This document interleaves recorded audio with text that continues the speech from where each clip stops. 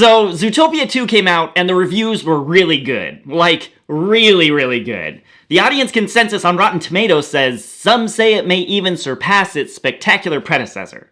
So, I took my kids to see it, and I was like, what? This? No. I spent the whole movie totally perplexed as to how anyone could say Zootopia 2 comes anywhere near being worthy of its name. After it was over, I went back to Rotten Tomatoes to dig into the reviews and see in what way people were saying it surpasses its spectacular predecessor. And I feel like these critics are completely missing some of the biggest things that made Zootopia such a great movie. So, I opened a spreadsheet, and I did some math, and now I think I can show pretty objectively that there are 3 concrete elements of Zootopia's craft that not only make it better than its sequel, but actually put it in a class of its own as one of the most tightly constructed movies of all time. And all 3 of them were completely and inexplicably absent from the sequel.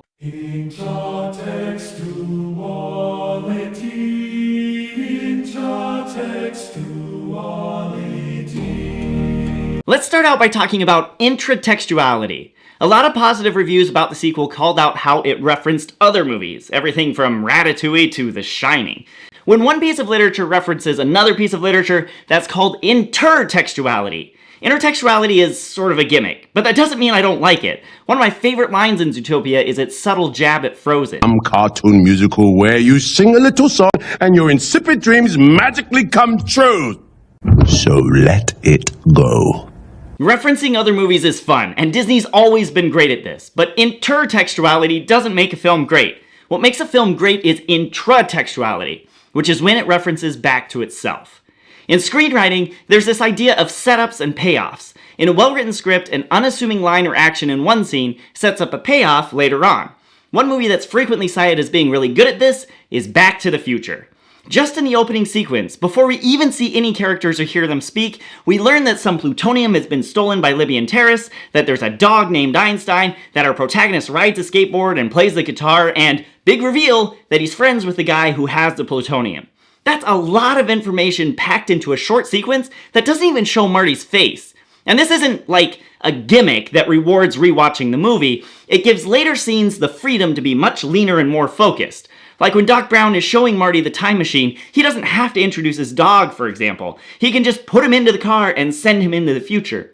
The same is true for when the Libyans show up, and when Marty needs to escape a fight using a makeshift skateboard, and when he has to play a song on his guitar to keep himself from disappearing into the ether. The filmmakers sneak these setups into earlier scenes where other things are going on, so later, they can just focus on the action. Since Back to the Future is often pointed to as being exemplary in this regard, I fired up Google Sheets and went through the screenplay page by page, logging every time a line or a prop or an idea that came up at one point in the movie was referenced again later. Then I made a graph that has all the page numbers across the bottom and arcs showing the connections between those pages, and here's what I got. Kinda cool. Each arc is one setup-payoff connection between 2 pages in the screenplay. And as you can see, sort of unsurprisingly, it looks a little front-loaded. In the early part of the movie, they're setting up a lot of things so that at the end, they can just reference them. And some of these setups and payoffs are really far apart, like Marty seeing the pickup truck at the very beginning of the movie and then discovering he owns it in the new timeline at the end. Throughout the movie, there are big and little payoffs, some are close to their setups and some are farther away, but in pretty much every scene, you have all kinds of connections that give you a dense, tightly woven narrative that just feels really solid. Now, like I said, Back to the Future is considered top tier in this regard, but I don't know if anyone has ever tried to prove that mathematically. So I racked my brain for another movie that I could use as a point of comparison, and I thought of the first Pirates of the Caribbean movie. I thought of it because it's sort of famous for quoting itself. The code is more what you call guidelines. They're more like guidelines anyway. We figured they were more actual guidelines. But just repeating a line over and over throughout a movie doesn't accomplish what I'm talking about. Like, in my Back to the Future analysis, I don't count every time Doc says, "Great Scott." But it turns out Pirates has a lot of intratextuality beyond just the repeated lines. For example, the cursed medallion. It first shows up in the very first scene when Elizabeth takes it from Will, and then Jack sees it when he saves Elizabeth's life, and later Elizabeth uses it as leverage to negotiate the cessations of hostilities against Port Royal. All of this before we learn about the curse and how the medallion is tied to Will's piratical father, and why that's important for the story as a whole. One little prop, a gold medallion, is deeply interwoven into the plot and means different things at different times. So I did the same analysis for the Curse of the Black Pearl that I did for Back to the Future, and here's what I got. Another really pretty chart. This one looks a little more evenly spread than Back to the Future. Back to the Future was more front-loaded, and this one seems heavier toward the middle.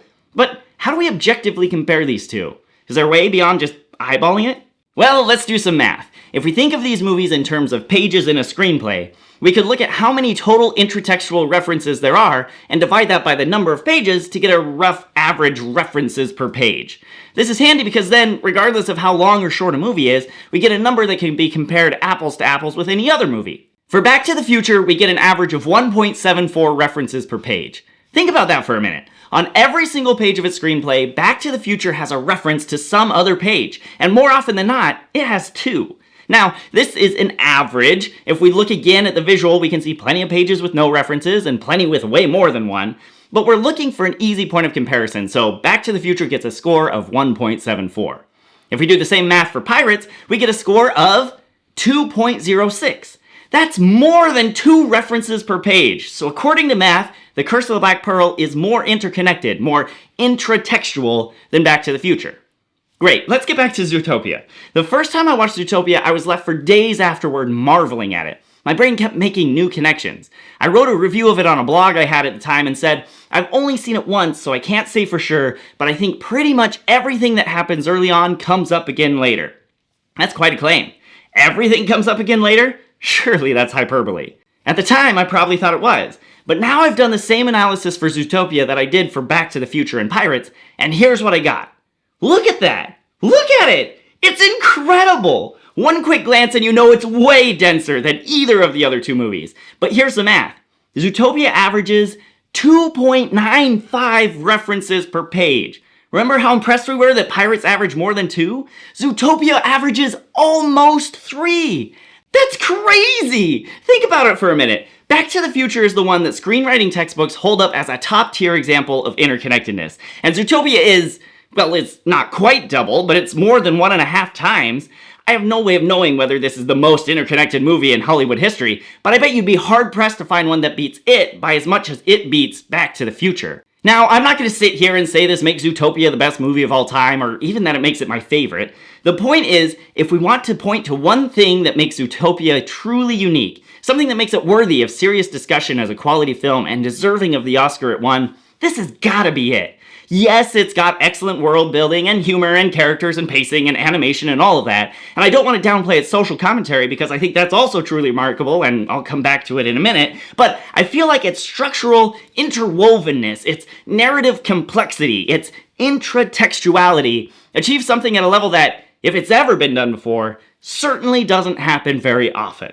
Look, let me give you just a couple of examples. When Judy first meets Nick and helps him get a jumbo pop for his supposed son, she gives the little fox a ZPD's sticker badge. Later, when she hustles Nick into helping her solve the Otterton case, the little fox gives the badge to Nick. Cop now, Nick.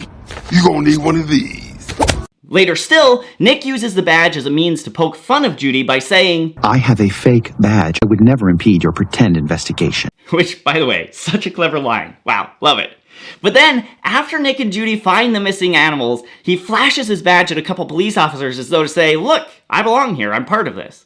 Unfortunately, Judy pours out all her ignorance and prejudice in a press conference and Nick pieces out, throwing away the sticker as he goes. So this sticker pretty clearly is more than just an ordinary prop. It's more than, like, a running gag. It's woven into the narrative and it gets meaning attached to it as the characters themselves change. It's amazing. Let's look at another example. The idea that in Zootopia, Anyone can be anything! It's clear that this idea that anyone can be anything is something Judy believes. In fact, she desperately clings to it because she needs it to be true if she's going to succeed. And it's also something that Nick is hell-bent on refuting. He attacks it directly in his big speech where he sizes up Judy oh so perfectly, and he does it again at the nudist yoga place when he says, Yeah, in Zootopia, anyone can be anything.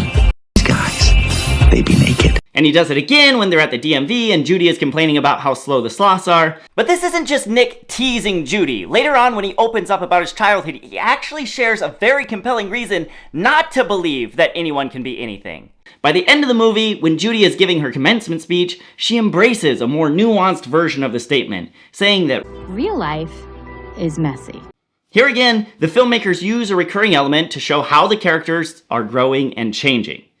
So that sticker and this idea of anybody being anything are two through lines that recur a lot in the movie. But take a look at this moment when Judy first introduces the sticker badge. Anyone can be anything. What? You mean the sticker trope and the anyone can be anything trope occur in the same moment? In the same line? That's incredible! And yet it's so subtle, when you see it for the first time, it doesn't stand out. It doesn't call attention to itself. You have no idea how much is happening in these few seconds of footage until you've watched it a few times and analyzed it with a spreadsheet. And Zootopia does this in literally every scene. Zootopia 2 doesn't. It's like the writers themselves don't understand what made the first movie so special. Here, let's compare two very similar scenes to make this clear. In the first movie, Nick and Judy are trying to track down Otterton, and there's a scene where they're exploring the car he went missing in. Judy, because she wants to solve the case, and Nick, because Judy's blackmailed him into it. She hustled you good! Judy immediately finds polar bear fur. Then Nick gasps, and Judy spins around to see what he's found. The Velvety Pipes of Jerry Vole. It's just a CD. He was punking her because he's a punk. It feels like a throwaway joke. It's just Nick being Nick. But then a few seconds later, they see the claw marks in the back of the car and find Otterton's wallet, and Nick picks up a fancy glass with the letter B on it. And Nick says, Polar bear fur, Rat Pack music, fancy cup. and that's how he knows whose car this is. You see, the CD was a throwaway joke. It really was just Nick being Nick, but it also turned out to be an important clue. That's how Zootopia works. Even a throwaway joke by a smart aleck character has hidden meanings. Zootopia 2 doesn't do this. In a strikingly similar scene, we once again have Nick and Judy snooping around a vehicle in Tundra Town, this time looking for a snake. And Nick says, a viper. And Judy spins around, and he's holding up a windshield wiper, and he says, a windshield viper.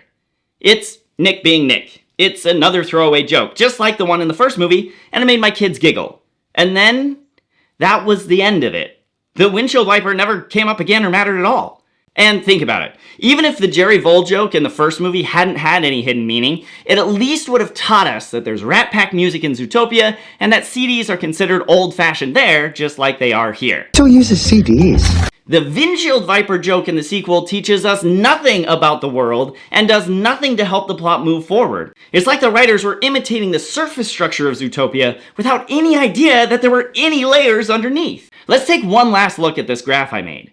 Just look at it. There's a lot going on here. And even if you don't have a spreadsheet to tabulate connections in next time you watch Zootopia, I'll bet you can feel the interconnectedness intuitively. You watch this movie and you just know there's a lot going on here.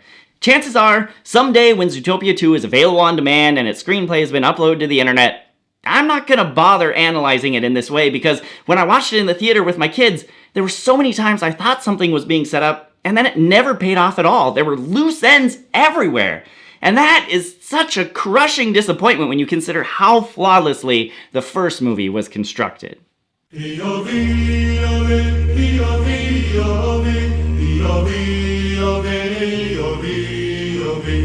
the world of novel writing, there's a lot of talk about point of view, or POV as those in the biz like to abbreviate it.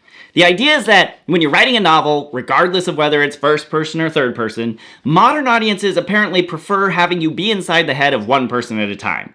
You can alternate and have one POV character in one chapter and another in the next, but in general, you don't want to be bouncing around from one character's internal monologue to another within a single scene. It's funny, I've heard novelists complain about how in the movies, the camera just floats around and doesn't have a clear POV, and therefore movies aren't as literary as books. But as I was doing this analysis, I realized that's actually not true. If we look at Pirates again, we start out with Elizabeth, but we also follow Jack and sometimes Will. We do bounce around quite a bit, that's true. But actually, if you watch carefully, you'll see the filmmakers are still following the one POV at a time rule. In each scene, we're with one character and we stick with them.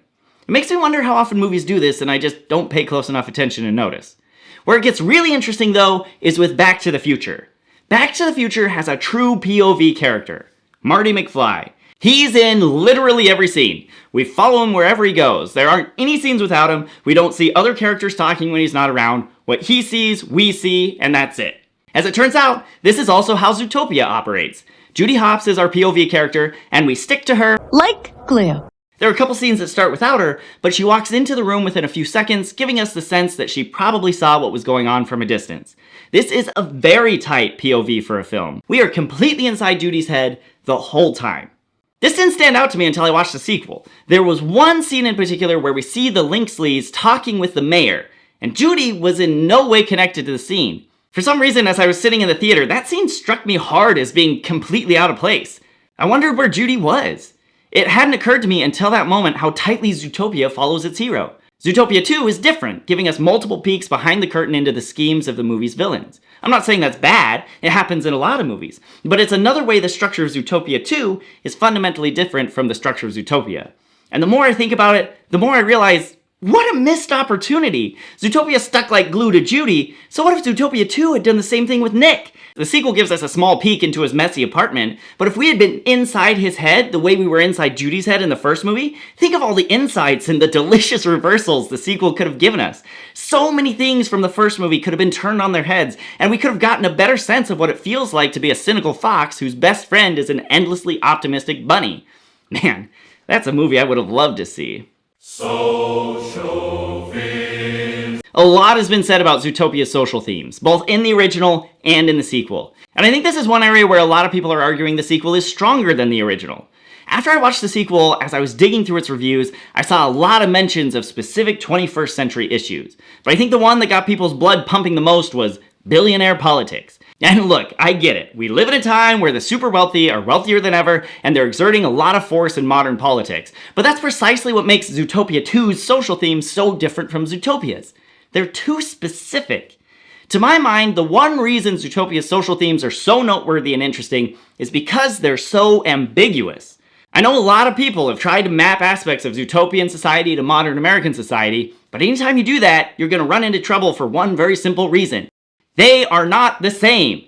Zootopia isn't an allegory for 21st century America. It's not some coded message where you can map predators and prey to racial groups or interpret specific species as particular demographically based populations. The thing that is so great about Zootopia is that it's its own thing. It seems pretty clear to me that the writers just imagined up a society of all kinds of anthropomorphic mammals and then allowed themselves the freedom to explore all the complications that society would have. How do you accommodate animals of wildly different sizes on public transit and in restaurants? Are there groups that don't get along? Why don't they get along? Are there historical reasons? Is it all just baseless prejudice? It's really fascinating. And even though there are clearly lessons we can apply to our own society, that's not the point. This isn't some sort of fable with an explicit moral at the end of the story. It's a totally original exploration of how individuals manage or mismanage their differences. And I think that's wonderful. And remember, we're seeing all this from Judy's perspective. And she's a country bumpkin who isn't even from Zootopia. She's from Bunnyborough. And in the opening sequence, she's a child. So when the movie starts and we see Judy's stage play, it feels like a typical bit of exposition. We assume it's a history lesson. We believe all of this talk about biological drives and evolution and Zootopia being a place where anyone can be anything. But wait, hold on. We already learned that the anyone being anything thing doesn't quite hold up. And that belief that predators have a biological drive to hunt prey? Hugely problematic. And since this play was produced by a bunch of kids who live 211 miles away from Zootopia, who knows if any part of what they said is actually true? It's a really clever bit of the old unreliable narrator trope. And it's so subtle, I think a lot of people, even people who've watched the movie many times, just accept it as the factual history of Zootopia. But the movie is clearly encouraging us not to do that. This idea of predators having a different biology is first introduced here by young Judy, then is espoused by Shifty Doctor, and again by Judy herself, and it costs Judy her friendship with Nick and throws the city into total mayhem. The last time we hear biology mentioned, it's in the mouth of the main villain, and it's the lie that makes her entire nefarious strategy work. Spreads are just biologically predisposed to be savages. The counterpoint to this view comes from Gazelle, who is sort of a magical character in this movie. She sings a song when Judy is montaging her way to Zootopia for the first time, and a digital version of Gazelle is also the first thing to greet Judy when she arrives. I'm Gazelle. Welcome to Zootopia. But the most important thing Gazelle does is give that speech at the peace rally when everything's falling apart. She says we don't know why the attacks are happening, but it's irresponsible to label all predators as savage. That speech is honestly the one part of the movie that makes me cry every time. And fun fact, the only other time that word irresponsible appears in Zootopia, it's when Judy apologizes to Nick. And I don't know if you noticed, but Judy is at that peace rally. She really is in every scene, so she heard Gazelle use that word. That shows that she's accepted this new worldview. She's disavowing her old ways, and she's now inoculated against the poison the villain will try to pour into her ear at the end of the movie. And that villain is super interesting. Bellwether is someone whose plight is very similar to Judy's. Underestimated, underappreciated. We see her get pushed around by Lionheart in nearly every scene she's in. Bellwether, make room, will you? Come on. Hey, I heard you, Bellwether. Just take care of it. Just like we've seen Judy get pushed around by bullies and cops and villains throughout her journey. Wait for the real cops. Have to wait your turn like everyone else, meter maid. Bellwether mirrors Judy in so many ways that her final speech is almost a Ghost of Christmas Future moment, where Judy has to face the direction her life has been trending and consciously decide to change. The difference between Bellwether and Judy is that earlier, Judy had that mea culpa moment where she apologized to Nick for being irresponsible and promised to change. Bellwether never changes. She blames the predators for her problems and tries to cow society into matching her worldview. Thus, we see that heroes grow and change, while villains force others to change. Zootopia calls on us to be heroes, to recognize our own culpability, and change. Contrast that with Zootopia 2's approach. Here, there doesn't seem to be any ambiguity at all. We know who the villains are. We even have scenes where they're scheming when the protagonists aren't around. We know what the true history is, and how it changed, and what the new narrative is. And the solution is easy. If you give the people the truth, of course they'll believe it instantaneously and make reparations, because that's how the world works, right? But the part that bugs me the most is that this is talking about society writ large, not us the viewers of the movie. Zootopia 2 doesn't call on us as individuals to change, it just complains about the people who are in power. Zootopia's approach is much more powerful. Anytime a movie forces us to point the finger of blame back at ourselves and examine how we might be part of the problem, it's doing a really hard job. And movies that complain about society and just blame it on those who are already in power, they're taking the easy route. Now, if Zootopia 2 worked for you, if you liked it, if it resonated with you, that's great. I'm glad you got to see a movie you liked, and I wish I had been as lucky. But it's honestly kind of bonkers to say that it in any meaningful way surpasses its spectacular predecessor. Zootopia is nearly untouchable in its craftsmanship and execution and power and beauty, and its sequel is none of those things. It might be fun, it might be exciting, it might say things I happen to agree with, but it comes nowhere near the artistry of Zootopia. Now, those of you who have been watching this channel for a while know I'm working on my own screenplays, and this analysis has really opened my eyes to ways to make a screenplay stronger. I don't think every movie needs to be as densely interwoven as Zootopia is, but making sure intratextual references are supporting the overall script and the character's development is a really powerful technique. I'm also really excited to investigate the possibility of having a single POV character, or at least being intentional about POV characters if there's more than one, and then thinking about any messages and social themes and making them ambiguous and broad and forcing people to reflect on their own behavior instead of just complaining about the status quo and telling people that this is not okay is something I'm really excited to think about.